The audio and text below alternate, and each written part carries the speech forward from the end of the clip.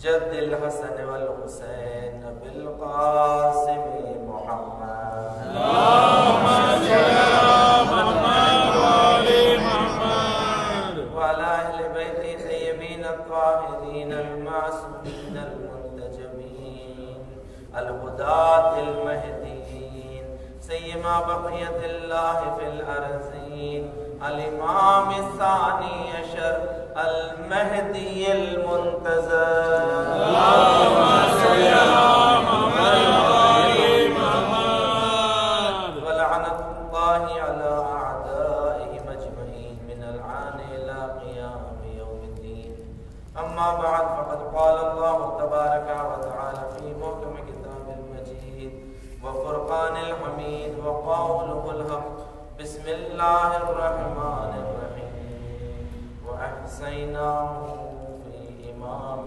مبين صلى الله عليه وسلم سورہ یاسین کی 12ویں آیت کہ جس میں پروردگار دو عالم ارشاد فرما رہا ہے کہ ہر شے کا علم ہم نے امام مبین میں قرار دیا ہے۔ ہزار گرامی جب یہ آیت نازل ہوئی تو سوال کیا گیا رسول اللہ یہ کون سی کتاب ہے کہ جس میں پروردگار فرما رہا ہے کہ کل شیء احصیناہ فی امام مبین، یعنی ہر شے کا علم ہم نے امام مبین میں قرار دیا ہے، کیا یہ تورات ہے؟ تو پیغمبر نے فرمایا کہ صبر کرو۔ پھر سوال کیا کیا یہ انجیل ہے؟ تو پیغمبر نے کہا کہ تھوڑا صبر کرو۔ پھر سوال کیا کہ رسول اللہ یہ قرآن ہے؟ تو پیغمبر نے فرمایا صبر کرو۔ تھوڑی دیر گزری، مولا کائنات مسجد میں داخل ہوئے، ایک مرتبہ پیغمبر نے اپنی انگشت مبارک سے اشارہ کیا، کہا یہ وہ امام مبین ہے کہ جس میں اللہ نے ہر شے کا علم عطا کیا۔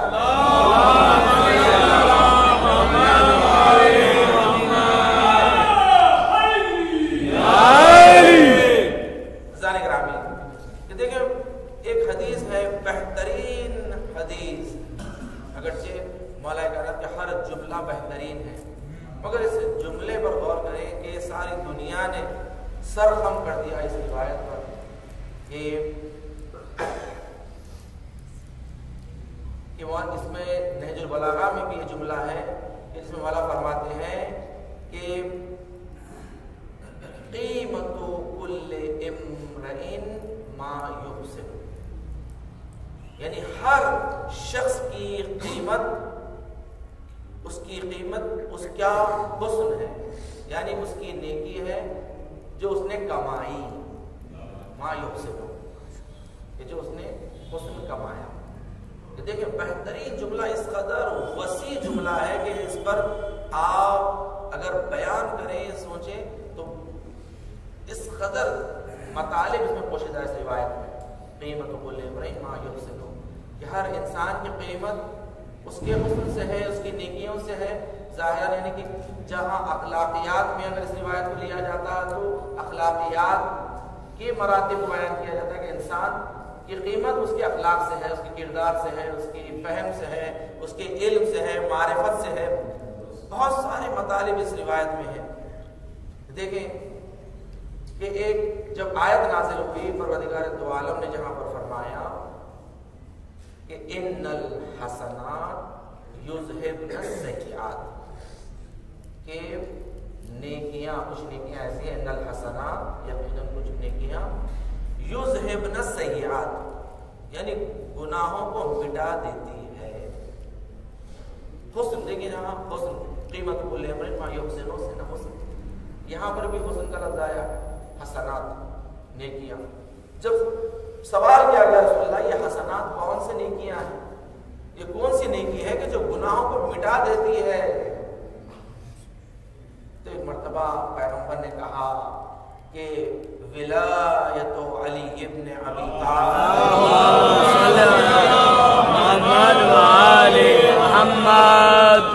حب علی ابن ابی طالب حسنۃ یاکل السیئات کما تاکل النار الحطب، علی کی محبت گناہوں کو ایسے کھا جاتی ہے کہ جیسے ایک آگ لکڑی کو کھا جاتی ہے۔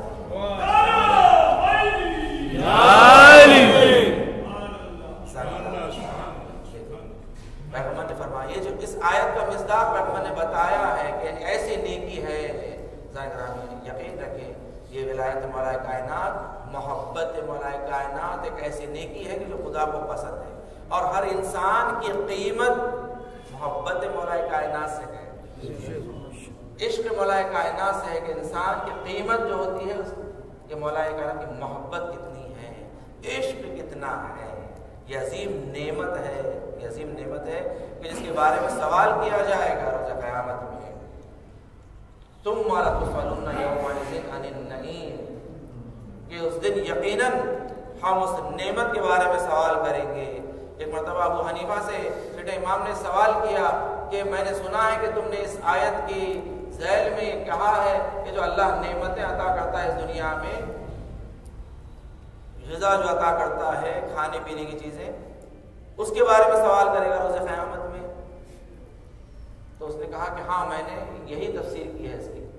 امام نے کہا کہ اگر کوئی میزبان مہمان کو بلاتا ہے اور مہمان کو کھلانے کے بعد اگر نعمتیں گنائیں کہ میں نے تمہیں یہ کھلایا، میں نے تمہیں یہ کھلایا، تو اس کے ایسے میزبان کے بارے میں کیا کہو گے؟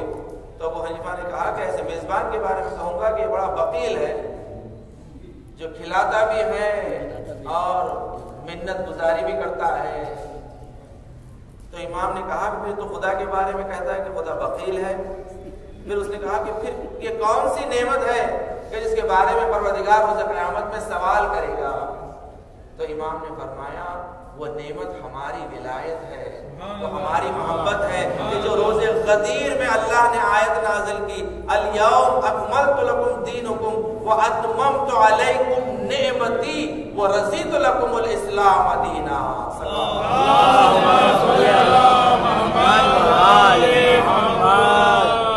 واتممت علیکم نعمتی، میں نے اپنی نعمت کو تم پر کامل کیا ہے، تمام کیا ہے۔ یہ وہی نعمت ہے کہ جس نعمت کے متعلق اللہ روز قیامت میں سوال کرے گا۔ حضرات گرامی، ایک ہمارے اہل سنت کے دوست نے سوال کیا کہ بھئی آپ لوگ بہت زیادہ روی کرتے ہیں کہ دیکھیں انسان کی جو خلقت کا مقصد ہے وہ ہے عبادت مداوم، کہ اللہ کی عبادت کرے، یہ عبادت مقصد ہے، ہدف ہے، مگر آپ لوگ کہتے ہیں کہ جب تک ولایت علی نہ ہو اس کی عبادت ہی نہیں ہے۔ جب تک ولایت علی نہ ہو، اگر ایک انسان خدا کی عبادت کر رہا ہے، پروردگار کی عبادت کر رہا ہے، نیک ہے، متقی ہے، پرہیزگار ہے، مگر ولایت علی نہ ہو، تو یہ کیسے ممکن ہے کہ ولایت علی ہو تو ساری نیکیاں نیکی ہے ورنہ نہیں ہے؟ میں نے کہا دیکھیں انسان اگر اللہ نے عبادت کے لیے انسان کو خلق کیا ہے، اب نماز سب سے بڑی عبادت اگر آپ مان کے لیں، کیا انسان نماز بغیر وضو کے سے پڑھ سکتا ہے؟ سبحان اللہ۔ اگر انسان کہے کہ بھائی نماز مقصد ہے، نماز کی اہمیت ہے، میں تو نماز میں نے زندگی بھر نماز پڑھی مگر بغیر وضو کے نماز پڑھی، ایسے شخص کے بارے میں آپ کیا کہیں گے؟ کیا اس کی نماز پڑھی؟ کہا کہ ہاں اگر وہ نہیں جانتا تھا تو شاید خدا معاف کر سکتا۔ ہم یہ کہتے ہیں، ہم صوفی کہتے ہیں کہ اگر کوئی انسان اگر نہیں جانتا، معرفت ہوتی، اگر جہالت میں تھا تو اللہ تو معاف کرے گا، اگر جب جانتا ہو اللہ نے اسے یہ اپنا جو نعمت پروردگار کی پہنچا دی گئی، مقصد اور ہدف خلقت بتا دیا گیا، اور اللہ نے بتا دیا کہ میری عبادت میں شرط ہے کہ ولایت علی کو لائے. یہ پروردگار معین کرے گا کہ خدا کو کیسی عبادت چاہیے. یہ ہم تعین نہیں کریں گے ہم خدا کی کیسی عبادت کریں گے. دیکھیں شیطان کیا خدا کا عابد نہیں تھا؟ خدا کی عبادت نہیں کرتا تھا؟ شیطان نے 6000 سال خدا کی عبادت کری. خدا کا منکر نہیں تھا، روز قیامت کا منکر نہیں تھا، وہ ولایت کا منکر تھا. وہ ولایت کا منکر تھا کہ پروردگار نے یہ حکم دیا تھا کہ میں جو حکم کروں شرط رکھوں، اس شرط پر عمل کریں. شیطان نے اس شرط کو نہیں مانا، اس لیے مردود ہو گیا. ہم بھی جو آج کہتے ہیں کہ نبی نے کہا ہے کہ یا علی، اگر کوئی شخص دنیا کا جو مقدس ترین مقام ہے خانہ کعبہ، مقام ابراہیم کے درمیان عبادت کرے، سارا دن روزہ رکھیں، ساری رات عبادت میں گزاریں، اور آخر میں کٹ کر مر جائیں، شہید ہو جائیں اللہ کے راہ میں، مگر ولایت علی نہ ہو تو اللہ اسے جہنم میں ڈالے گا. اس لیے کہ اس نے شرط کو نہیں لایا ہے، شرط کو نہیں لایا ہے. شرط اللہ نے اپنی عبادت کو شرط کے ساتھ مانگا ہے، بغیر شرط کے نہیں مانگا ہے. اللہ نے شرط کو امتحان رکھا ہے کہ دیکھنے کے لیے کہ کون شرط کو مانتا ہے اور کون شرط کو نہیں مانتا. یہ ہے اللہ نے اطاعت کی شرط. قرآن مجید میں بنی اسرائیل کے واقعے میں جو آیت ہے کہ جو مولا کائنات نے فرمایا کہ انا باب الحتہ، یہ قرآن میں آیت نازل ہوئی کہ جہاں پر جب بنی اسرائیل اس سرزمین پر وارد ہوئے کہ جس کا وعدہ انہیں کیا گیا تھا، تو ایک مرتبہ پروردگار نے کہا کہ ان سے کہیں کہ جو ایمان رکھتے ہیں موسیٰ پر کہ جب اس بیت المقدس میں داخل ہوں تو باب حتہ سے داخل ہوں. باب حتہ وہ باب تھا کہ جس میں جھک کر سجدہ کر کے جانا ہوتا تھا. تو پروردگار نے کہا اس کے کئی دروازے تھے، اور کہا کہ ہم پر ایمان لانے والا وہ ہوگا کہ جو باب حتہ سے داخل ہوگا. تو ان میں سے کچھ لوگ ایسے تھے کہ جو باب حتہ سے داخل ہوئے اور اپنے ایمان کو انہوں نے ثابت کیا، اور جو موسیٰ پر ایمان نہیں رکھتے تھے، جو کمزور ایمان کے تھے، انہوں نے اس پر عمل نہیں کیا. تو پیغمبر نے فرمایا تھا کہ یا علی آپ میری امت کے باب حتہ ہے، کہ اللہ نے آپ کو معیار بنایا ہے یہ دیکھنے کے لیے کہ کون باب حتہ سے وارد ہوتا ہے. اور اللہ نے فرمایا باب حتہ میں کیسے وارد ہوتا ہے؟ سجدہ ریز وارد ہونا چاہیے، سجدہ کرتے ہوئے اس باب سے داخل ہونا چاہیے، اور جو اس دروازے سے آئے گا اسی کا ایمان اللہ قبول کرے گا. مولا کے بارے میں جو پیغمبر نے فرمایا عمار اگر میرے سارے اصحاب مجتمع ہو کر جمع ہو کر ایک وادی میں چلے جائیں اور علی دوسری وادی میں چلے جائیں تو اے عمار تم علی کے پیچھے چلے جانا، اس لیے کہ علی مع الحق والحق مع علی.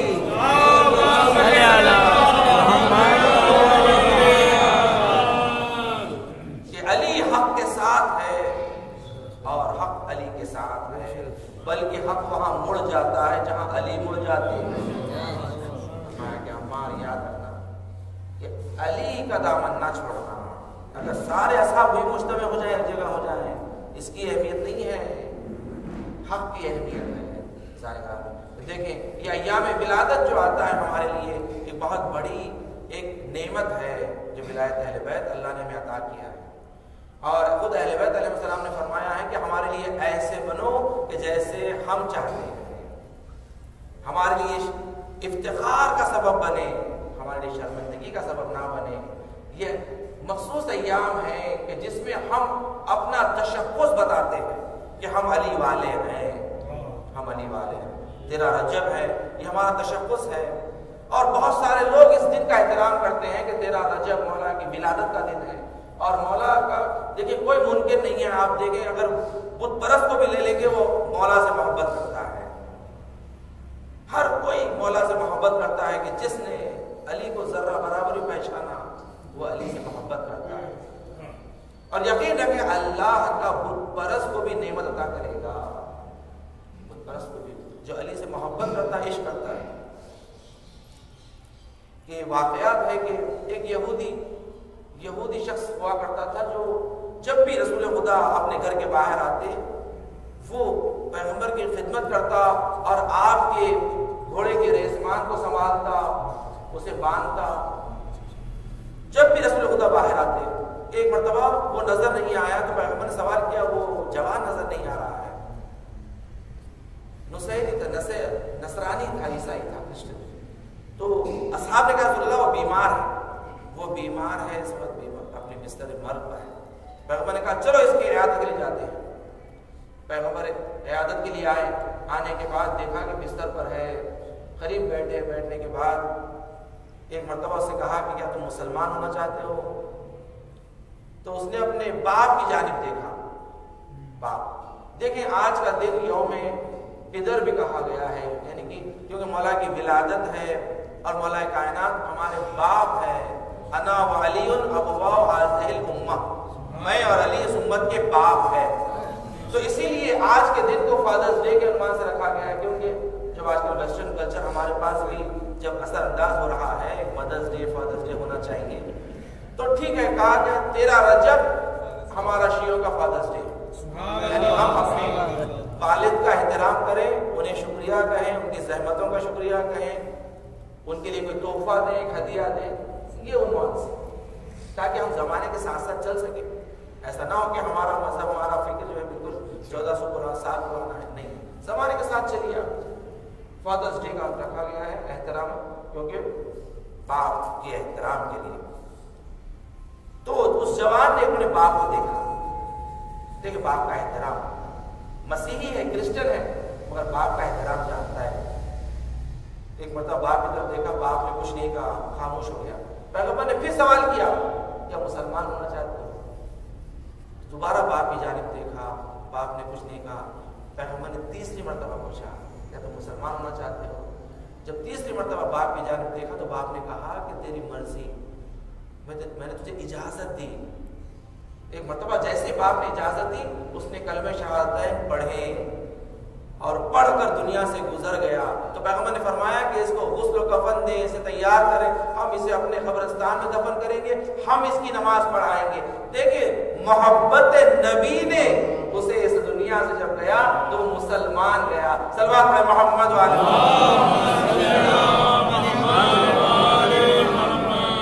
محبت اہل بیت کو اس لیے اہمیت دی گئی کہ محبت اہل بیت میں انسان کوئی بدبخت نہیں ہو سکتا ہے۔ محبت اہل بیت فرمایا کہ فارسی میں بہت بہترین شعر ہے، بہترین بہت بزرگ شاعر کا، اے اہدنا الصراط بحب تو مستقیم، اے اہدنا الصراط بحب تو مستقیم، بغض تو دوزخ است، حب تو نعیم، گر خلائق مجتمع بودن بر حب تو، ہرگز نمی ہرگز نمی آفرید خدا جہیم۔ یعنی اس کا مطلب یہ ہے کہ اے اہدنا الصراط، یعنی کہ جو اہدنا الصراط جو ہم کہتے ہیں روزانہ نماز میں کہ اللہ ہمیں صراط مستقیم طرف ہدایت دے، صراط مستقیم طرف ہدایت دے، تو یہ ہے کون؟ حقیقت میں مولا کائنات ہے۔ اے اہدنا الصراط بحب تو مستقیم، یعنی علی کی محبت میں وہ صراط مستقیم ہو جاتی ہے، وہ صراط مستقیم ہو جاتی ہے۔ اور بغض تو، یعنی اے علی آپ کی دشمنی جہنم ہے۔ دیکھیں انسان اگر علی سے دشمنی کرے تو اس کے لیے کہیں جگہ نہیں ہے، اس لیے کہ جہاں شجاعت کا لفظ آئے گا وہاں علی ہے، جہاں سخاوت آئے گی وہاں علی ہے، جہاں تقویٰ آئے گا وہاں علی ہے، ہر موقع پر علی ہے، ہر جگہ علی ہے۔ اگر علی کہیں نہیں ہے تو وہ جہنم ہے۔